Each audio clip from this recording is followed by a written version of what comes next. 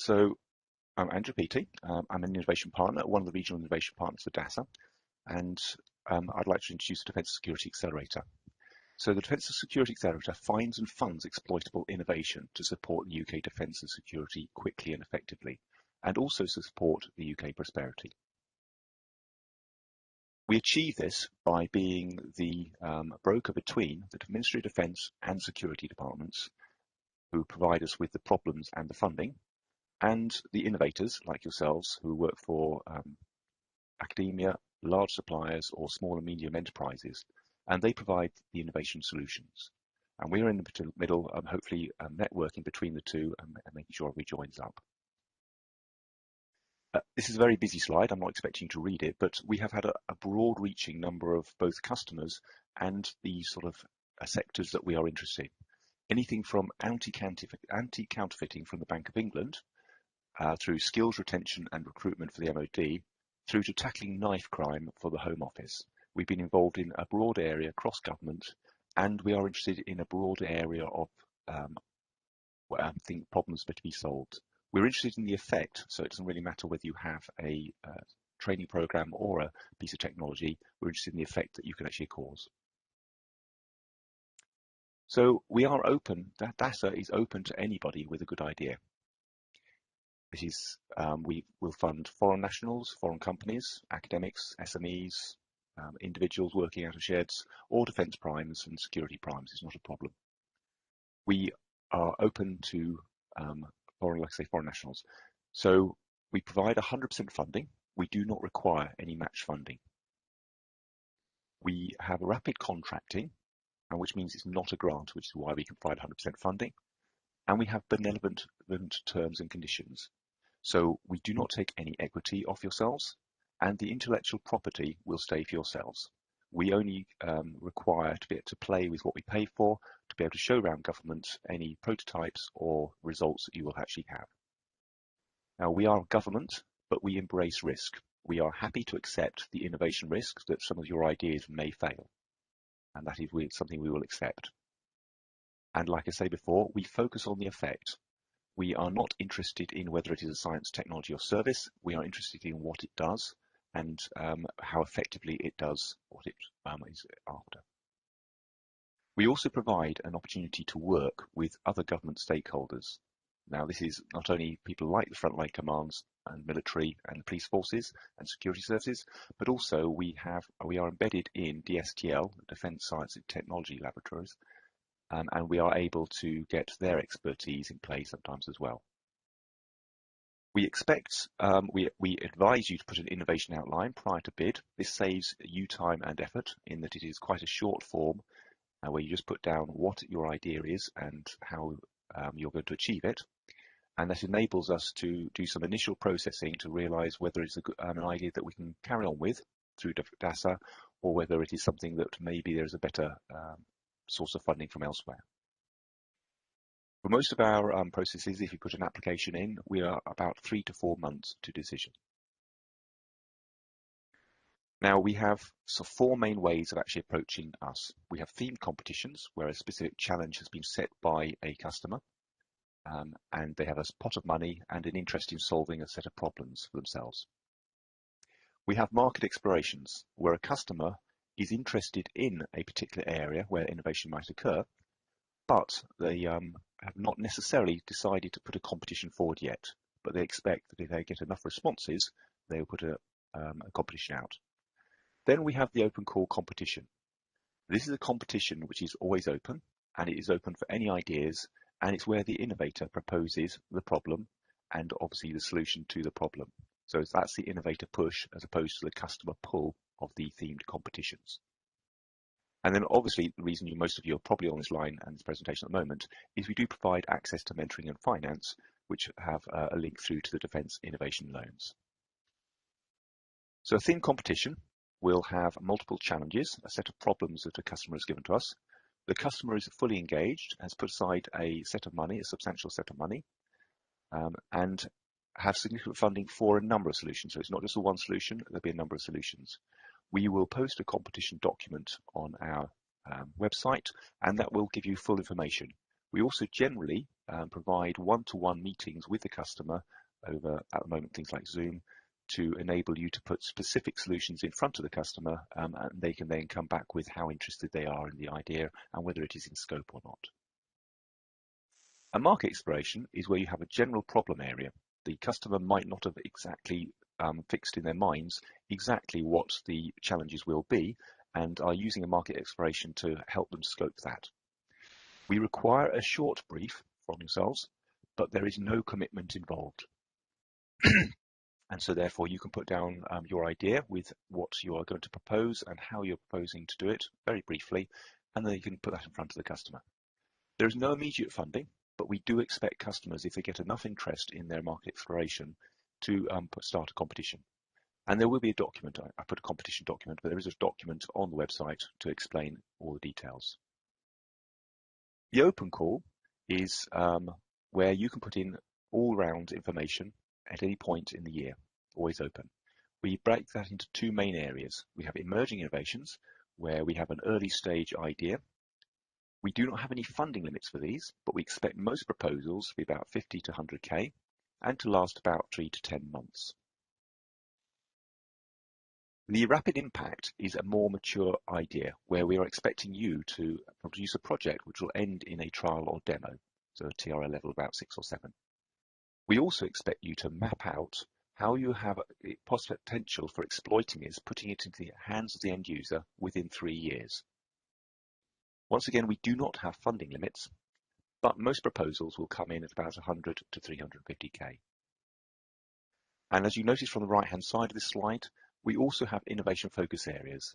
This is where a customer has shown a general interest in an area, which you can look on our website and find out the exact details for. They've set aside some money behind this idea, and so you have an interested customer that you might wish to try and approach. So we would guide you to going for innovation focus areas if you can, because there is a customer who is already interested in the idea. So how do you get involved? The best place to look is the website. We have all the information, we have news coming up frequently, and you can look at the funding possibilities and whether we have market explorations up there. I'd also advise you to join the mailing list.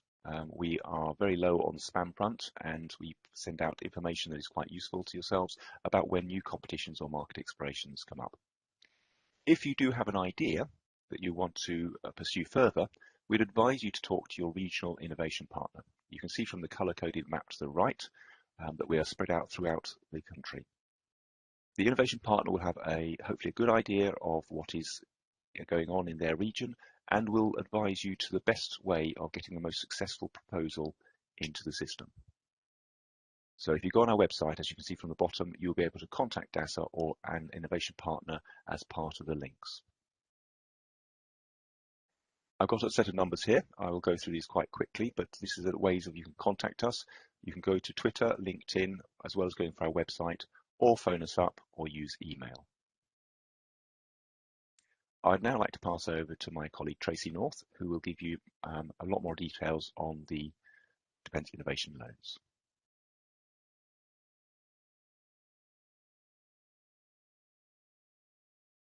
Morning everyone. So I'm Tracy North, the Access to Mentoring and Finance Partner, and we're here to actually support the business behind the innovation and help you move forward and bring your idea or product to commercialisation if that's what you're looking to do. One of the ways that we're doing that is through the Defence Innovation Loans, which I'm going to talk a little bit more from our point of view, and then I'll be passing over to Maxi from Innovate UK to talk through the details from their point of view.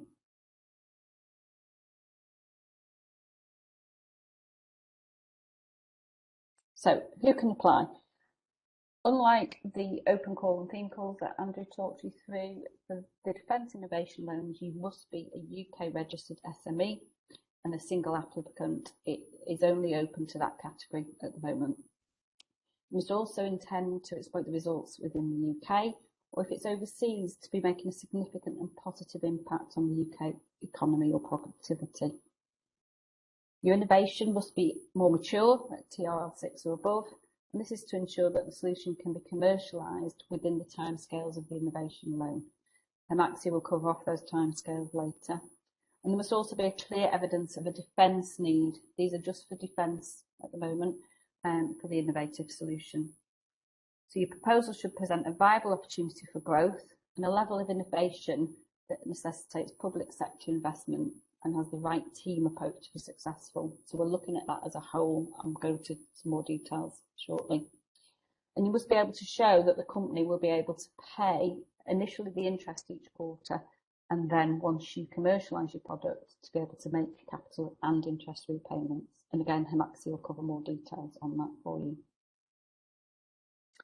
So for this competition, there are 2 tracks of funding. We've got 2 pots of funding to deliver this with.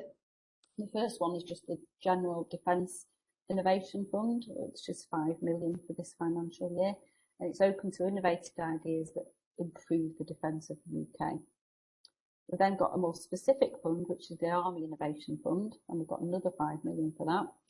And this is open to innovations which align with any of the priority areas of the Army as a target end user.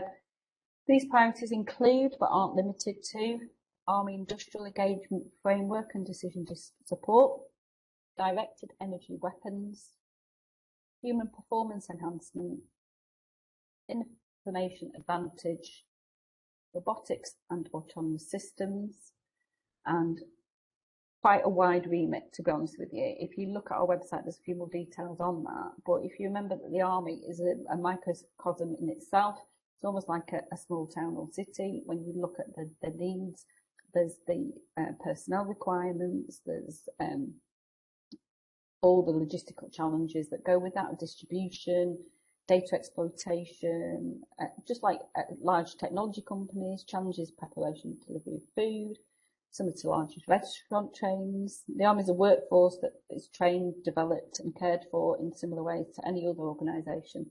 So as a result, there's vast opportunities to work with the Army, so I'd encourage you to look at that section of it. I'm now going to talk through the application process a little bit more. So, how to apply for Defence Innovation Loan. The links are all on our website. If you've not already registered your company, you need to do that first. And the way it will work is we're working very much in conjunction with Innovate UK. They will undertake the initial credit charge, and DASA will assess the innovation and its application in the defence realm. The information will be reviewed, and if we both agree that the application is eligible, then Innovate UK will undertake a more in-depth credit analysis with their due diligence checks, such as anti-money laundering, politically exposed persons, KYC, and they will issue all the loan paperwork and complete drawdown. And as I said, they will go into a few more details later. And if you're unsuccessful for any reason, you will be provided with feedback. Innovate UK will appoint a monitoring officer to monitor the project and review the quarterly financial information you submit.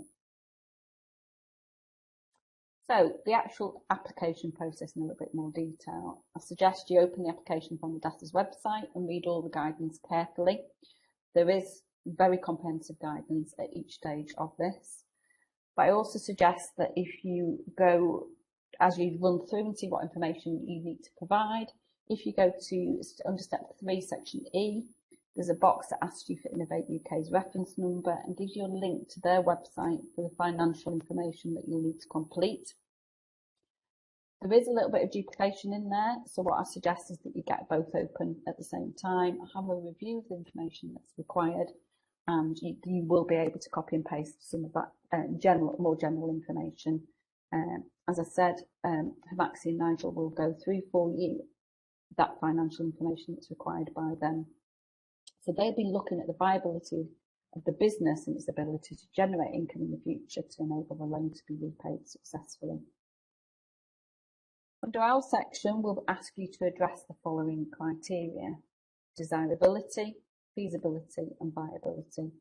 Under each of these sections there's more guidance, but just to give you a general idea, under desirability we're looking for who's going to benefit from your innovation within the defence or army world. And look for evidence of any sponsors that you've already engaged with. Given that your technology will be at the TRL6 level, we expect you've already identified those end users, and where you have, it would be beneficial to quote who you've spoken to, who's got an interest, because that'll help us when assessing the application. We're looking for you to explain the definite business need for your innovation and the technology challenge or market opportunity that's driving that innovation. Describe the impact in terms of performance, time and cost. For example, we're looking for significant step changes and innovative ideas that will solve some of the issues. For example, your innovation will be 5 times faster while still being net zero. That type of quantifiable evidence is what we're looking for. Under the feasibility section, we're looking a bit more at the technical side of things.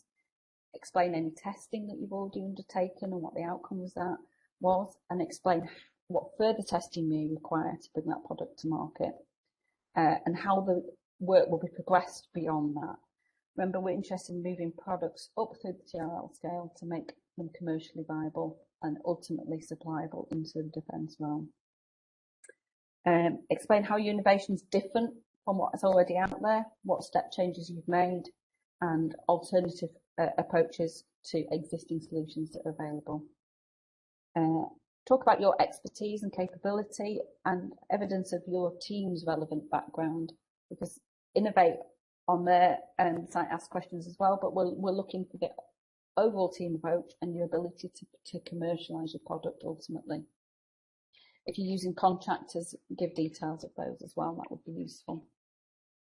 Under the viability section, we're looking for you to provide evidence that your idea can be delivered within the project scope and the timelines of the loan that you take out, and has some realistic prospects of being procured and getting that commercialisation and getting the income to repay the loan. Looking for you to show a clear route to commercial success with a focus on growth or scale up, and outline plans to develop and incorporate your innovation beyond the project end. That you've considered how your innovation will be scaled up or integrated into existing systems. And where it's integrated into existing systems, you can talk about the people you're already talking to be able to bring that to commercialisation. We then ask a little bit more about your project delivery, how you'll deliver it, and do you need any access to government assets or information to test your innovation. All those details are on the website. We're also looking at your costs and value for money. Total project cost, and although you will fill some of these in on Innovate's site, we're looking for an overall view so that we can see what value for money is, and that these project costs are realistic and you'll be realistically able to bring your product to commercialisation. We then look at a finance and delivery schedule, which breaks those down into areas such as labour, capital, travel and overheads. And at that point, I suggest you closely look at Innovate UK's site where they tell you which costs are eligible. There's then a short section that looks at the drawdown schedule, where we're asking you to give an overview of how you will draw those funds down. It doesn't have to be in equal amounts, but you can draw it quarterly over the first 2 years, and Maxi will talk about that in more detail. But we're looking for you to just give a brief overview of what each step will achieve, so that we can take that into account when we're assessing the innovation and likelihood of it coming to market. Morning everyone, thanks so much for joining us today to find out a little bit more about the Defence Innovation Loans. Andrew, Tracy, thanks so much for that overview. I'm Maxi Bat, I'm the Programme Lead for Innovate UK Innovation Loans, and joined today as well with Nigel Walker, who's our Deputy Director for Lending and Investor Partnerships. The plan is we will just go through some of the an overview of the innovation loans and the process and the application from the business and financial side. There is quite a lot to cover, so do bear with us as we go through. So just to start off, to give you a quick overview, I think Tracy's already spoken about the single applications. We can't do collaborations. She's talked about that the funding, the innovation loans are funding for later stage R&D, and those businesses with a clear route to commercial success. We'll do loans up to 1.6 million, so between 250,000 and 1.6 million. And we'll actually cover up to 100% of the eligible project costs. The below market interest rate of 7.4%, and I'll tell you a little bit more in detail about that, because there is There are periods where there's a partial deferment of payment of interest, and an overall term of 7 years, which is structured slightly differently to how a normal loan would be structured. So, as I think Tracy and Andrew sort of touched on a little bit of this, so what are we looking for with regard to those defence innovation loans? You know, we're looking for innovation, evidence of that defence need and that innovative solution. Talked about those later stage R&D projects. Tracy's talked about the significant positive impact on the UK defence. We want businesses that are scaling up, growth orientated and starting up, and then there's reasonings behind that. And obviously there is that credit constraint for the business in raising that additional finance. So I mentioned the structure of the loan. The loans are split into 3 periods. The first period we call an availability period, and this can be up to 2 years. This is where the company will be undertaking its R&D. It will want to draw down on the funding, and can, as I said, can be up to 2 years. During this time, you'll only need to cover interest at 3.7%, with the remaining deferred to the repayment period. So following that availability period is the extension period. At this point, you will have done your R&D activity. You're looking at how to commercialise your product. You're looking at all the testing, and therefore you won't need to draw down any more funding. So during this extension period, no loan drawdowns are allowed. You've got up to 2 years to be able to take this forward. And this, once again, you only cover interest at 3.7%, with the other half deferred to the repayment period. The repayment period can be up to 5 years, and it's at this point that you will have to pay capital and interest at 7.4%, and also on the deferred amount. So that's actually deferred, it won't be compounded, so that does make a difference. For those that you count, 2 years, 2 years and 5 years is 9 years, and I've said that the period needs to be 7 years. So what you've got flexibility. So where the availability period is up to 2 years, you may want that full 2 years. You may only need a year for the extension period, and then 4 years to repay. So that adds up to 7 years, will be perfectly acceptable for a loan term. We are a sensible lender, so we will ask for security. And security is in the way of a mortgage debenture, which is really a fixed and floating charge over the assets of the business. We don't ask for personal guarantees. It's very much around the assets of the business. And also there will be covenants that will apply throughout the period of the loan. So just in a little bit more detail, what those covenants are is that throughout the loan, so whether it's 7 years, 6 years, you will need to make sure that you meet the liquidity ratio of 1.1 right the way through. And also we ask for a debt service coverage ratio, which is 1.2 times, and that is only through the repayment period. In addition to the covenants, there will be project monitoring. You'll have a monitoring officer allocated throughout the loan period. We'll also ask you for quarterly management accounts, and as a good business, I'm sure that this is something that you will be doing, as well as annual accounts within 6 months of the year end. So what do we mean by late stage R&D? So basically, it comprises the activities required to take a proof of concept or a prototype through to commercial application. So ultimately, it's about delivering those new products, processes, technologies or services to market. We've got this fabulous slide that just gives you some of the examples of the things that I mean here. So looking at sort of testing, looking at sort of those trialing, that demonstrating in those real world environments. You might need to redesign or add additional features to to your prototype before you get that through to that sort of final stage. Looking at sort of those digital interfaces, funding for consumer trials, and a little bit around that sort of regulation and standards. Also, the manufacturing process, that quality control. So all of those actions, all of those projects that you are looking to do that sort of fall into those categories could be suitable for funding.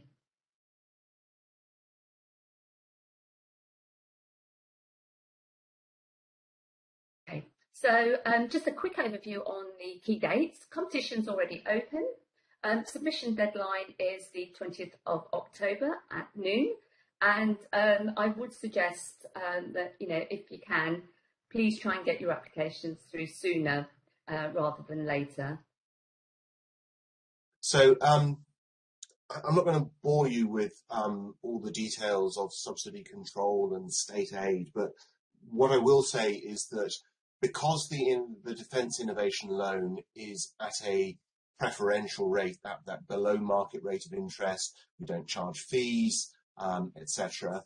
It is a form of subsidy from the UK government, and therefore it needs to tie in with the subsidy control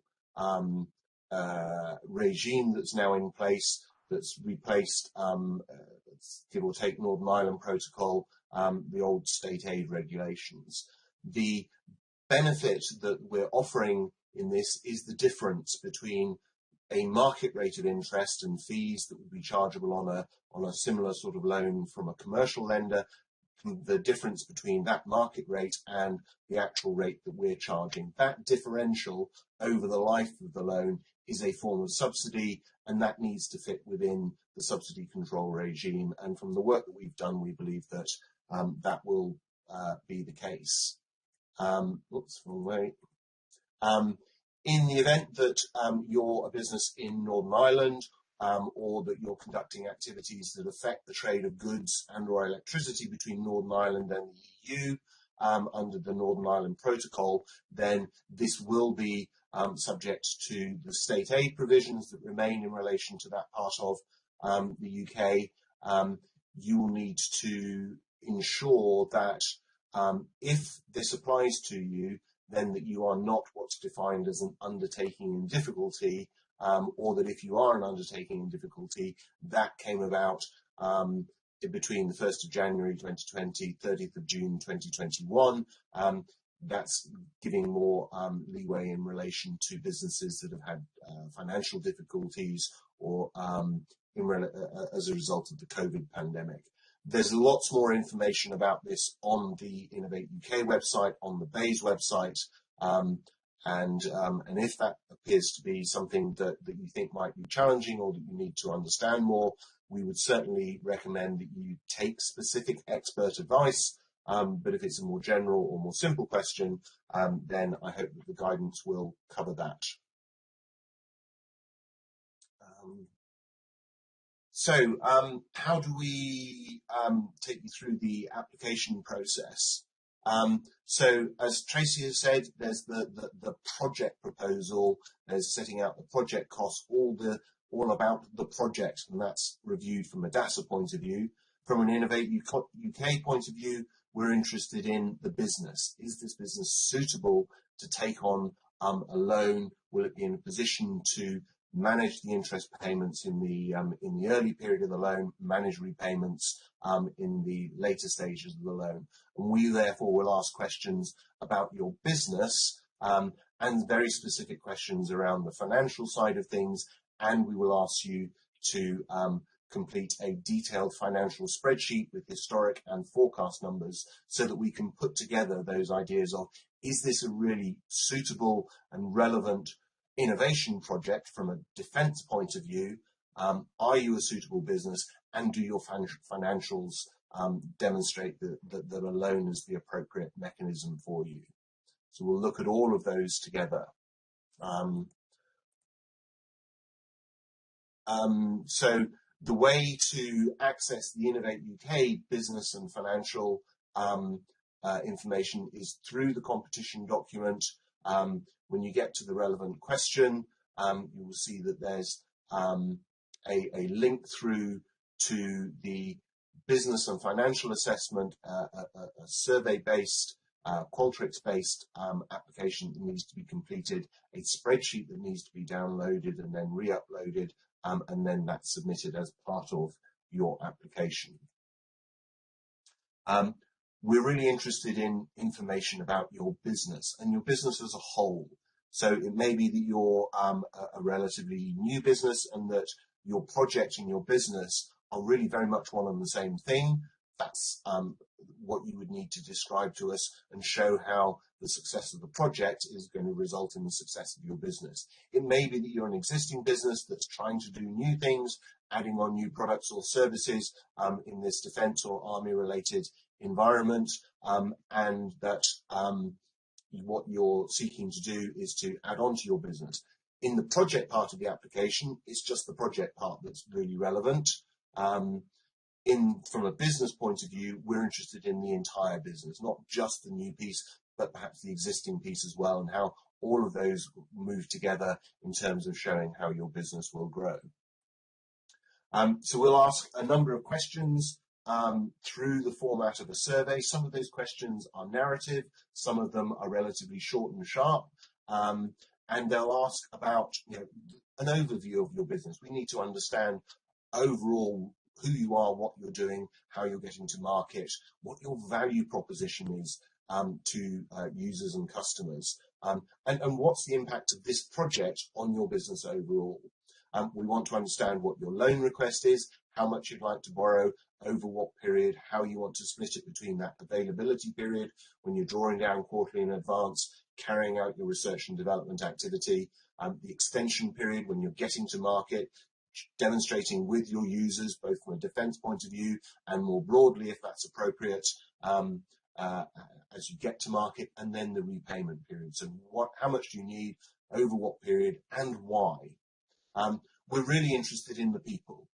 Management teams, the founders teams, the breadth of capability of a business is really important. The structure of the management, have you got good governance with a board of directors, regular meetings? Have you got financial resource as well as commercial resource, as well as technical resource in order to deliver as a growth company?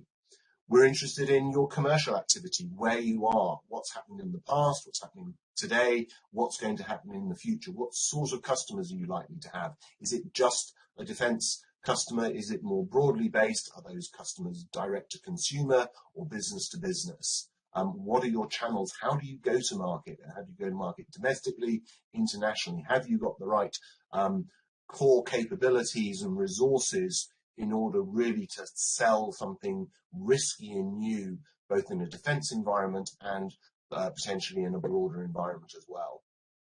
We're interested in where you are from a product development point of view, where you are in your technology, what your plans are for the future, because those future plans will have an impact on your financials, of course, because if you've got further products and services that you want to develop, you will need to invest and have funding to achieve those. And we're really interested in the finance, the fundraising side of things. What's your current financial situation?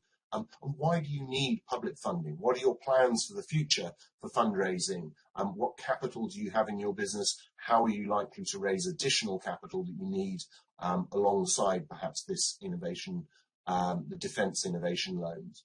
And what always interested in challenges, risks and mitigations, not just to the project, that you'll answer in the DASA project questionnaire, but also in terms of your overall business. What are your growth challenges? What are the risks to business growth? And how are you managing and mitigating those in the future? We know that there will be risk.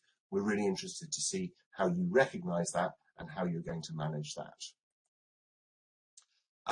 I'll talk now a bit about the business financial spreadsheet, because it's seen as scary by some people because it is quite detailed, but we've set it up in a way that will help you to present your financial information to us in a way that we're able to evaluate so that we can judge the suitability of your business to take on a loan.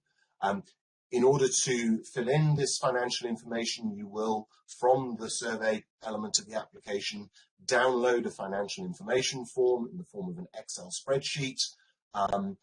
complete it, and then re-upload it when it's completed. There is guidance on this financial information form. There's a link to it that you can see here. We go through it effectively row by row, cell by cell, tab by tab, showing what we're looking for and how you can complete that. But I'll try and go through fairly quickly what we're looking for. So overall, we're looking for historic information, so the past 3 financial years, if you've been in existence for that long. If you're a more recently incorporated business, then show us the information for the periods that you do have, that may be less than 3 years. And we want to see forecast information, and we want to see forecasts that cover the full term of the loan. So if you're looking for a 7-year loan, we'd like to see that you've forecast out, that you've thought about the financial implications over the full loan period. If your loan is for a shorter period, then you don't need to fill in every single year, as much as you think is useful and relevant for us, covering the full loan term. And we're interested in historic information around your profit and loss account and your balance sheet. And we're also really interested in cash flow. We're a lender, so cash is really, really important. Again, we're interested in the actuals from the past, and then particularly the forecast information. So how you translate your turnover into actual cash received from those customers that you have and will have. So how that translates, so you have turnover, you won't receive all of it in a year quite often if you have a business-to-business proposition, because you will offer payment terms to your customers. So how will that translate into cash inflow? Any other income that you may be receiving from grants, for example, if you're an innovative business, other loans, other equity that you will be introducing to the business. We find that a lot of the businesses that we consider lending to through the Innovate UK Innovation Loans Programme or through the DASA Defence Innovation Loans Programme, that these are the relatively young businesses, they need to be adequately capitalised, and we're really interested in seeing what your plans are to raise additional funding, typically in the form of equity investment, the timing of that, and we want to see that tie back to the narrative in the business part of the application where you will have set out your funding strategy. From a cash outflow point of view, obviously the cost of sales takes into account obviously creditors and inventory positions as well as actual cash payments. Your other costs, the administration, other costs of research and development, other costs of sales and marketing, if you're going to go out more broadly beyond a direct defence environment, which I would expect to be the case in many of these applications, have you put in adequate information around those other costs that are going to be there? Any other interest payments you might be making on other indebtedness that you have or expect to have, the innovation loan interest payments, the innovation loan drawdowns in the cash flow are automatically calculated. We're also interested in how you're going to purchase fixed assets. So if you're manufacturing, for example, how what the cost of those fixed assets are, how you're going to fund those. And it all results in cash inflow, cash outflow, cash balance. That's a really important part for us to look at from the point of view of affordability. So the way in which you go into this, you download the spreadsheet. The first thing that you need to do is to put in some core information about the starting date of your loan and your financial year end. And what that will then do is enable the template to auto-populate your financial years. So if you've got a year end that's December, then the financial year and the calendar year will match. That's nice and easy. But many businesses have financial year ends of March, for example. Putting this in will enable those to work through. You have to use the right date format. So it says to do that, please follow the instructions, use that right date format, and the template will auto-populate. My suggested approach is next to put in what you're looking for in terms of your loan. What are your total project costs that are eligible? How much do you want to borrow? As a reminder, we'll fund loans of between £250,000 and £1.6 million. Your project cost may be higher, but the loan will be capped at £1.6 million. how long you want to spend in that availability period when you're carrying out the R&D, how long the extension period when you're no longer borrowing, no longer doing the R&D, but proving in the market with your defence and or other customers, and then the repayment period. And then what your drawdowns are expected to be. Those might be fairly level if you're just funding labour. They may be staged in drawdowns in terms of more costs at the beginning or at the end.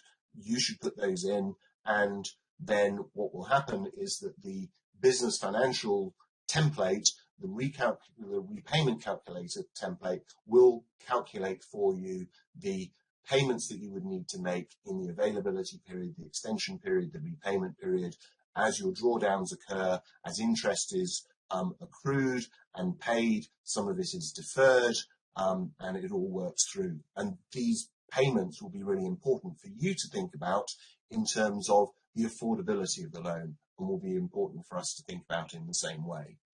The figures will then also populate through into the business financials in terms of the spread, in terms of the balance sheet around the innovation loan outstanding balance as it increases and then decreases, and the profit and loss as the interest payment, as the interest accrual, the charge is shown, and then in the cash flow forecast showing the drawdowns, the repayments, and the payments of interest, which, because of the deferral feature, will not be identical to the profit and loss charge. We've set this up so that those should all be pre-calculated, should help you to put that element of the information into the spreadsheet for you so that you can then manually input other elements of the information.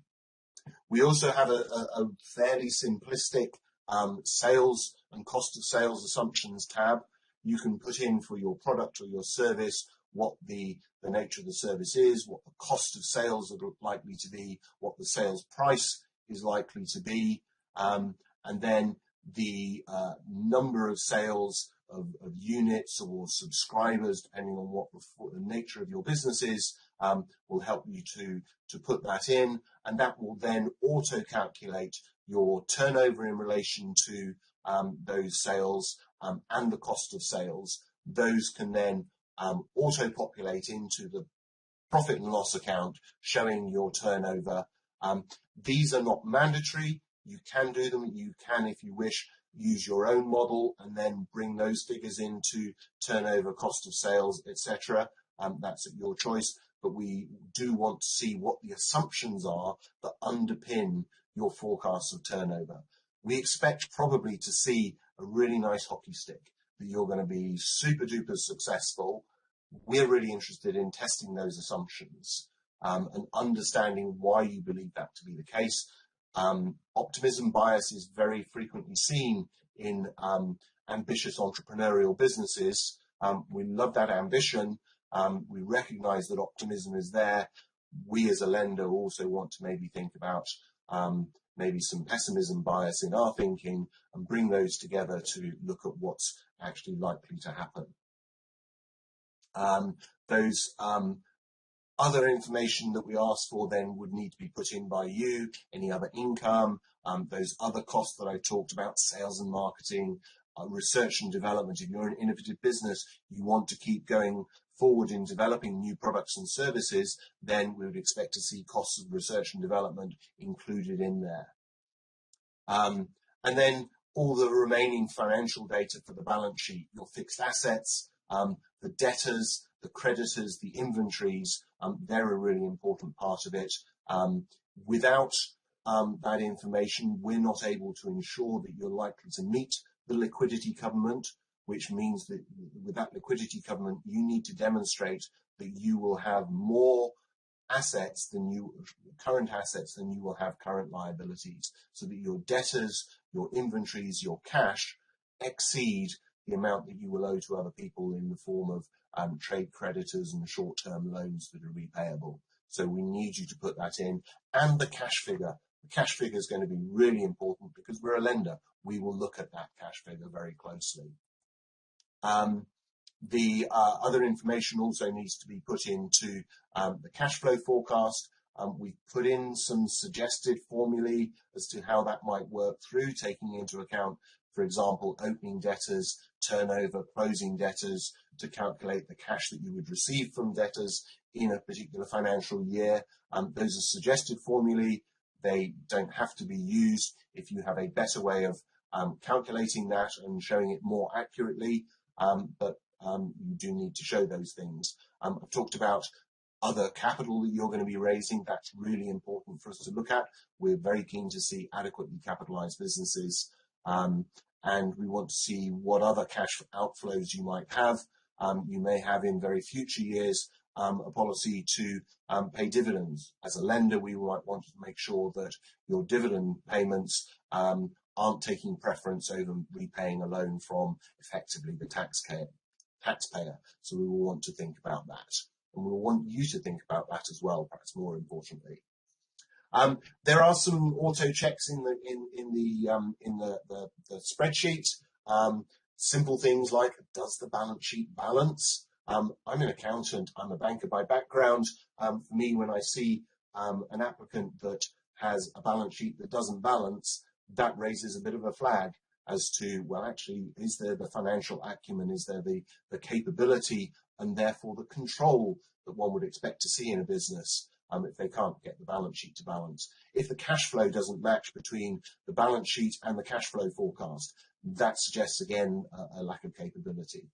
It'll show the simple calculation of liquidity, in terms of the more current assets than current liabilities, and that debt service coverage ratio. So in the repayment period, we will expect that your profit, so your earnings before interest, tax, depreciation and amortization, exceeds the amount that you will need to pay in interest and repayments on our loan and any other debt facilities that you have throughout the repayment period. If you're showing breaches of these covenants even at the outset, then that's probably not going to be a very good thing to do. But it also shows that you need to be thinking about reaching profitability, if you're not there already, by the time that the repayment period starts. Because if you're not at that stage, if you're not expecting to be there, then maybe this loan isn't the right mechanism for you. So I'm now going to talk just very quickly on the process for application submission, how it ties together and how the decision-making process works, and then talk about how we approach things from a lending point of view. Tracy's already talked about how things are viewed from the defence point of view around the quality of your project application. I'm going to talk about the business point of view and how Innovate UK Loans Limited, the credit committee of which I'm a member, thinks about suitability to lend. So here's a flow chart which I hope shows how it all works. So the project side of things, you've heard about. The business information and the business spreadsheet side of things, you've heard me talk about. You have to submit both of those elements, all elements of the application by the deadline. The first thing that we will then do is a check on the scope and the eligibility. The project will be looked at by the DASA team. Is this a suitable project, a really high quality, defence related? We'll do an initial credit review from an Innovate UK point of view. We won't dig into all of the detail. We're looking more for the big red and amber flags that suggest that there are fundamental flaws from a lending point of view.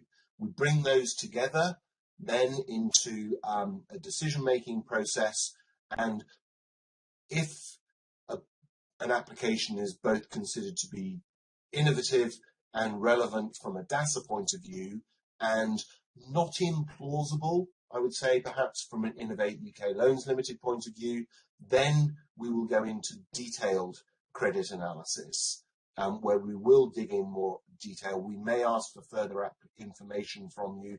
We will look at sensitivities, we'll test the suitability from a repayment point of view, and then a decision will be made by the Innovate UK Loans Limited Credit Committee, which will include members from DASA as well.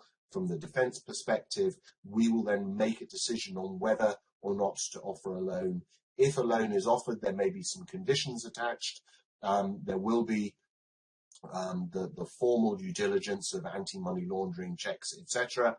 And then the loan documentation would be completed, and we would move forward to disbursement of the loan. One thing we always say, and I'm sure DASA see this just as much as we do in Innovate UK, please don't leave it to the last minute. There's lots of elements to this application. You need to think about it. If you leave it to the last minute, your internet will crash. It's bound to. There's always a glitch. And if you've left it to the last minute, then you don't have any wiggle room. So please don't leave it to the last minute. You will, but please don't. Try not to. So how do we think about credit from an Innovate UK Loans Limited point of view? Well, the first stage, as I mentioned, is we will look at the quality, or DASA will look at the quality of the project. Innovate UK Loans Limited will do an initial credit review based on the business information and the financials you've submitted. That will be desktop only. We won't be going out to ask you further questions. We will base it on the quality of your application to us. And we might say at that point, sorry that it doesn't work, either from a DASA point of view or from an Innovate UK point of view, or both, in which case we will say sorry, and we will provide feedback on why. Or we may say, actually, this is not entirely implausible. We'll progress it to the next stage and really start to dig into things from a credit point of view. There would then be detailed credit analysis carried out by the Innovate UK credit team. As I said, that may involve, and is quite likely to involve, a face-to-face discussion with you, probably in a 2D environment rather than 3D, more likely to be a Zoom conversation or a Teams conversation than us coming and visiting you, but the opportunity for perhaps you to tell the story, and from our credit team to start asking the questions as to why do you make those assumptions, what's the likelihood, what's the progress in terms of that capital raising that you've talked about in your application. They'll dig into that. They will also carry out sensitivities. We typically think from a sensitivity point of view, this is going to be delayed. And we make that assumption around sensitivity because from our experience in our portfolio, projects take longer to achieve than people expect. It's innovation, it's meant to be difficult, therefore delays typically occur. Getting to market takes longer and is harder than people think. Pricing isn't perhaps as good as people think. So we'll look at those sorts of sensitivities, and a presentation will be made to the credit committee, which will make a decision. It may be that that decision, the answer is sorry, but no, we don't think it's appropriate. It may be that we can make a recommendation, perhaps with some conditions attached. Maybe one of those conditions might be we want to have a presentation from the management team to really dig into things in a bit more detail, ask some questions, see the whites of the eyes, so to speak, and then we'll go forward through our lending operations team to follow up with next steps and the documentation, etc. So putting that on a chart in terms of that progression from the initial review through to detail. If something is super innovative, just what DASA are looking for from a defence point of view, if from a risk point of view we think, yeah, actually we can't on the face of it see any reason why we wouldn't recommend this based on the expectation that detailed analysis is going to confirm things, then we'll move forward to that detailed analysis. If something's marginal, the more innovative it is, the more likely we might want to try to see whether there is something there. And so we'll try to take into account both the quality of the innovation and the suitability from a credit point of view at that initial review, and then start to dig in for those that are in the green boxes there. And when we look at that initial credit review, as I said, it's desktop based on your application. We'll be asking some questions. So one of the questions we might ask, if we see that you're a pre-revenue business, if you're a business that hasn't got much in the way of capital, doesn't really show that you've got a solid capitalization funding strategy, we might think, well, is this loan really suitable? Is it really responsible of us to consider lending?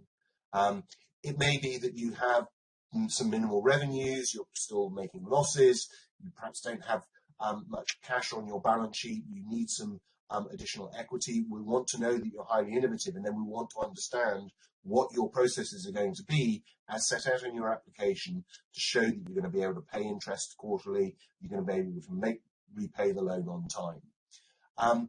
And if you're actually already generating revenues, probably still making losses because you're investing in R&D, but you've got some cash on your balance sheet, you're raising follow-on equity, then we want to be sure that you are innovative and meet the needs of the defence application that you're looking at, but we want to verify that position.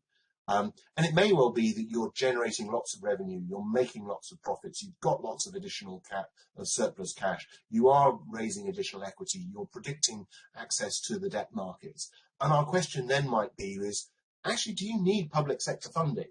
Are you too good for this programme? Because one of the key features is that a defence innovation loan, because it's a form of subsidy, is there for businesses that need public sector support.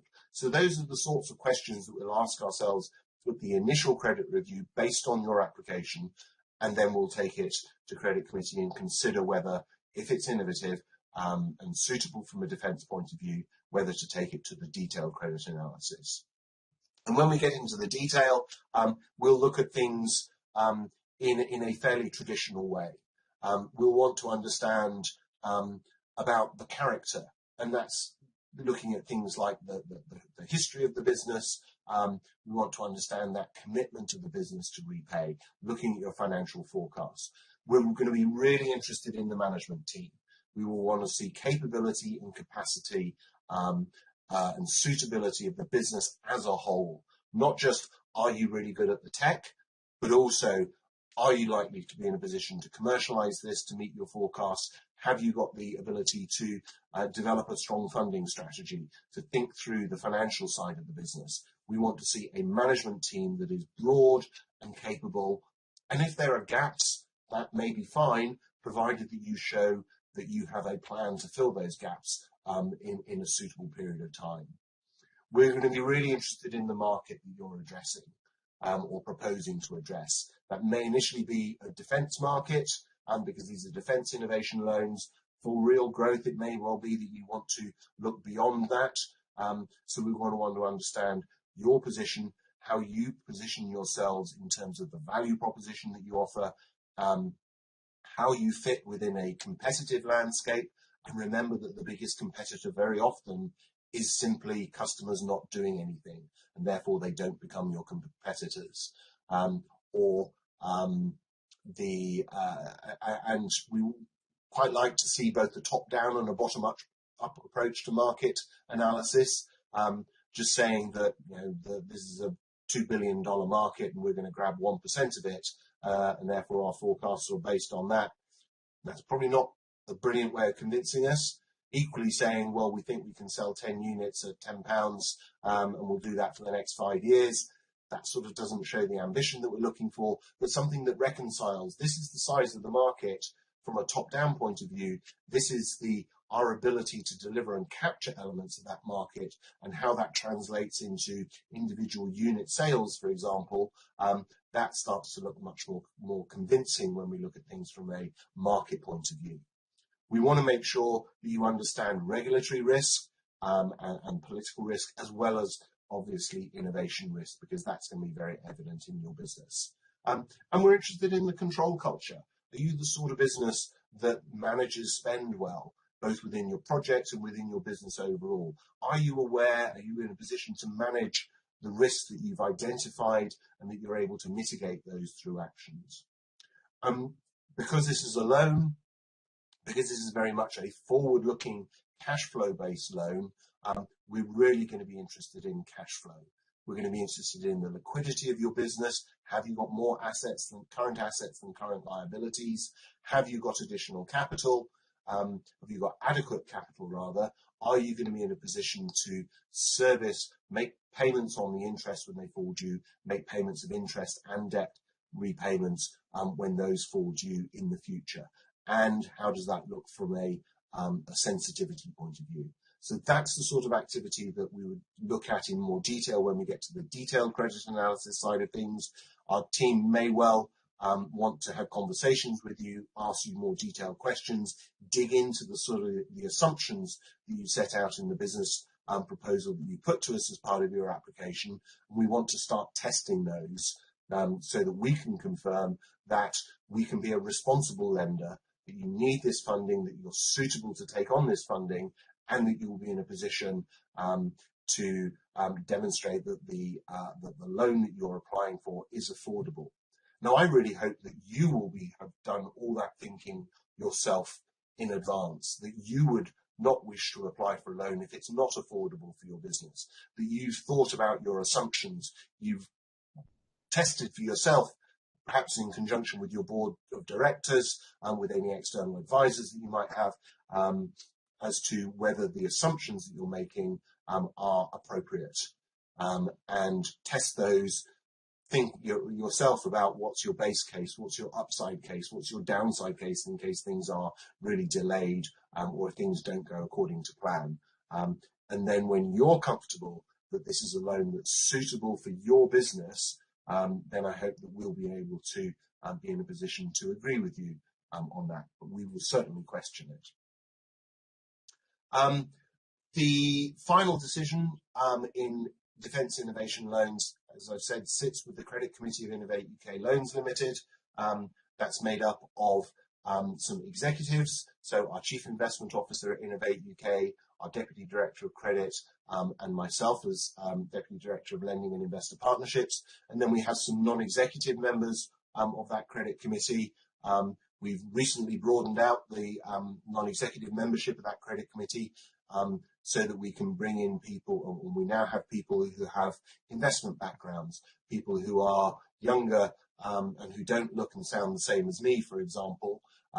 We've got more diversity in that Credit Committee, so we hope that there will be sufficient challenge and also sensitivity about the opportunity that this takes. And in the cases of defence innovation loans, also we'll bring in two members of the DASA team to look at things with that defence lens, to bring their experience to bear as well.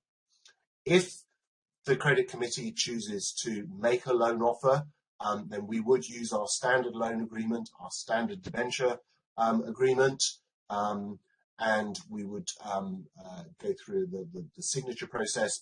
One of the things we've learned through the pandemic and lockdown is how to do things electronically from an execution point of view.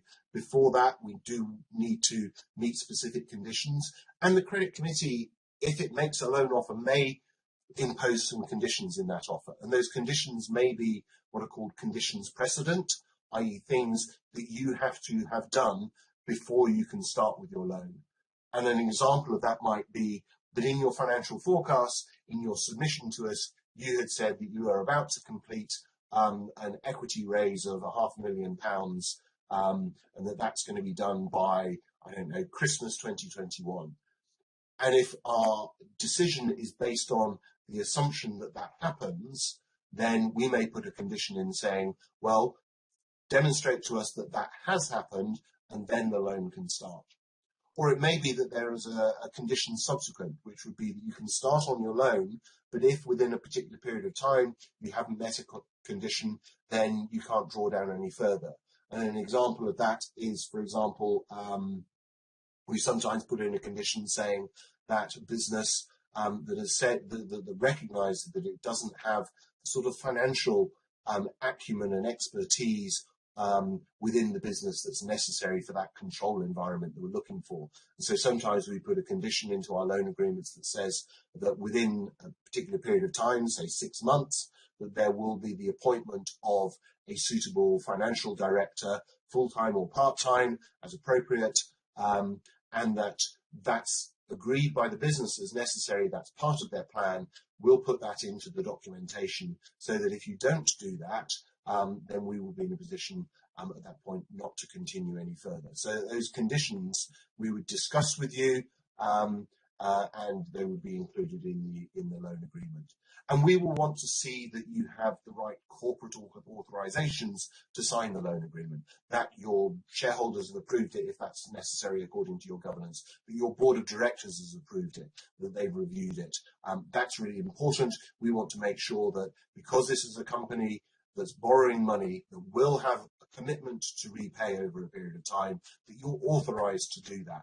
That it isn't some rogue person on their own saying, I've got a really cool project, and commits the company to borrowing £1 million, and then the board of directors say, what, you've got to repay that?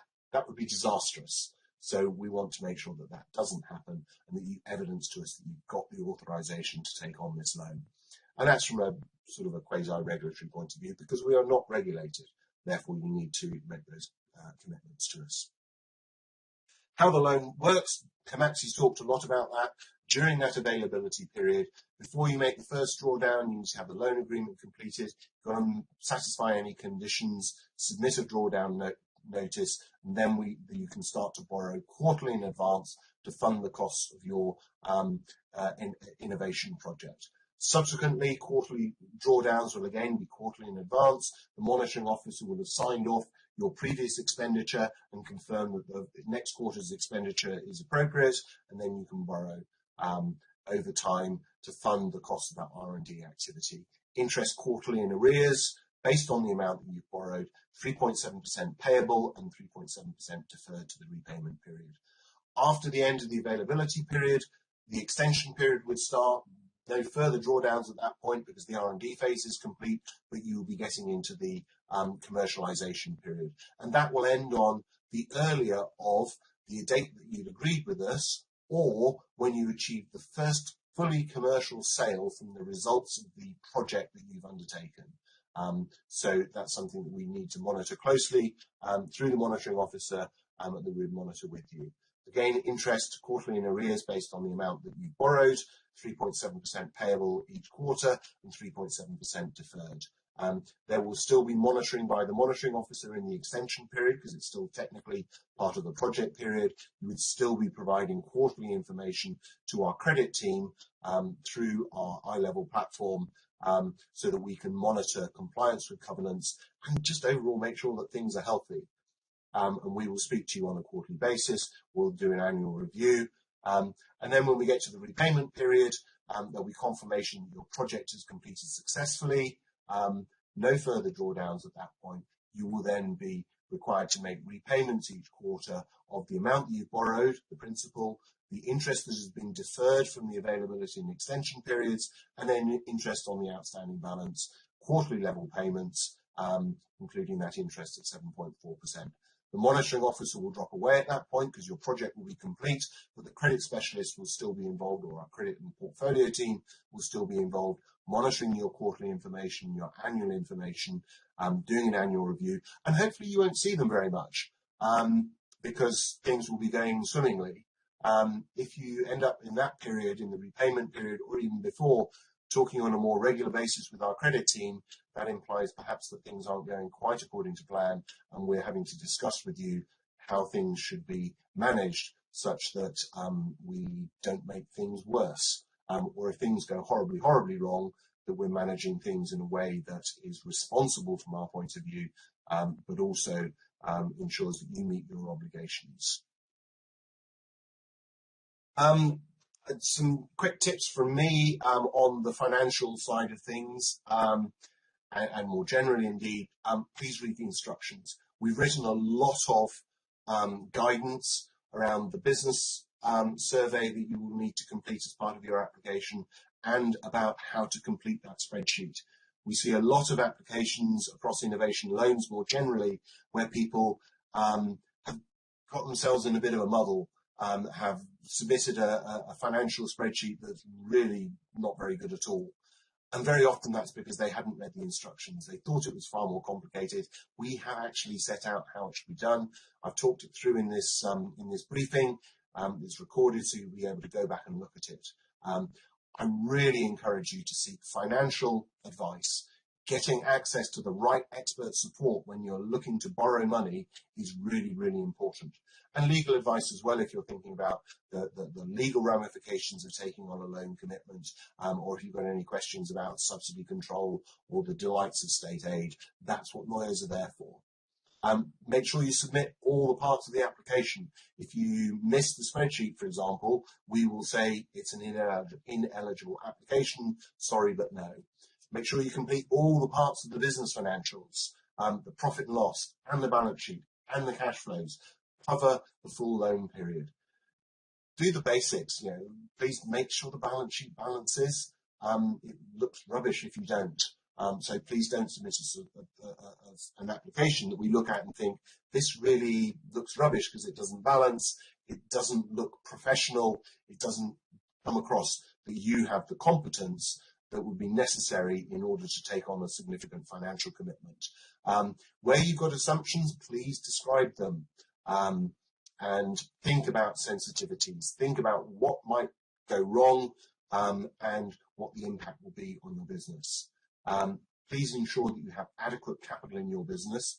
That's probably the #1 reason for us declining loans, is that we believe that businesses are inadequately capitalized and that they're therefore not suitable to take on the loan. Please make sure that you've got sufficient cash throughout, that you're going to meet those covenants that are there and show that that's still going to be the case even if things aren't going entirely according to plan.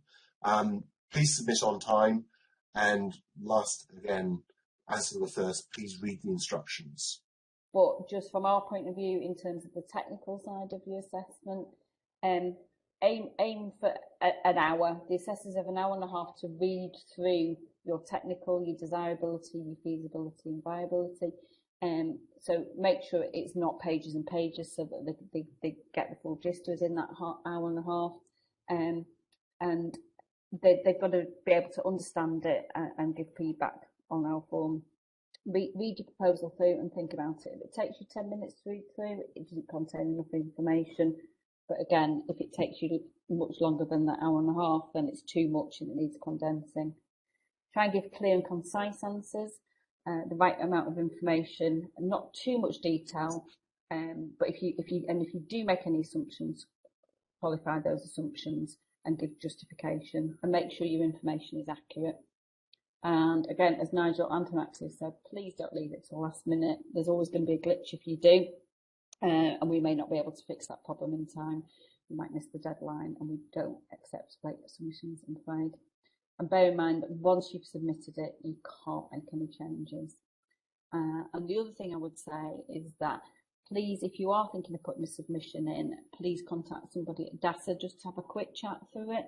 You can do that with the information will be on the last side, but you can do it through our accelerator at email. And we'll have an initial discussion with you just to make sure that you are on the right track from DASA's point of view, and we can answer any initial questions you may have. We really would encourage you to do that.